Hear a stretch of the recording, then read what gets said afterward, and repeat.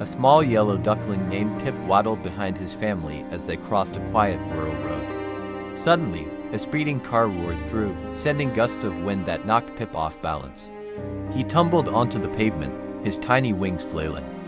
Dazed and unable to move, Pip lay there, his soft feathers ruffled and one wing slightly bent. A white cat named Sora, who had been watching from beneath a parked car, saw Pip struggling. Without hesitation, she dashed onto the road, weaving between cars. She carefully grabbed the duckling by the scruff of his neck, just as she would a kitten, and sprinted back to safety. Sora carried Pip to a grassy riverbank, laying him down on a soft bed of leaves.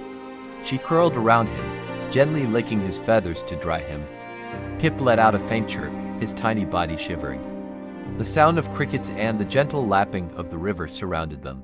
Over the next few days, Pip grew stronger. Sora taught him how to find food, nudging small seeds toward him. Pip followed her everywhere, waddling behind as she explored the riverbank. The two unlikely friends played together, basking in the golden morning sun. A white cat and a fluffy yellow duckling sitting together on a grassy riverbank, surrounded by colorful wildflowers. The cat gently bats at a floating feather while the duckling watches with wide, curious eyes. Sunlight filters through the green leaves above, casting dappled shadows on the ground. The river sparkles in the distance, reflecting the blue sky. One evening, the sky turned dark. Thick, black clouds rolled in, swallowing the setting sun. The wind picked up, rustling the trees and making the river restless. Sora and Pip huddled close, watching as the first heavy raindrops hit the earth. Sora clung to a floating tree branch, shivering as the flood carried her farther and farther away. The water stretched endlessly around her, filled with floating debris. She meowed desperately, but the only response was the roaring wind. As the storm cleared, Pip refused to give up on his friend.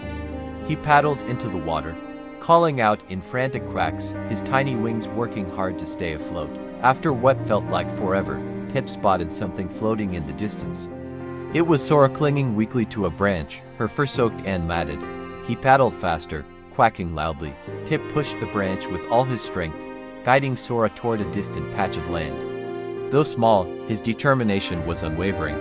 Pip and Sora finally reached an island. The land was dry and safe, filled with tall trees and fresh water. Sora leapt off the branch, shaking out her fur. She looked at Pip, then nuzzled him gratefully. They had saved each other.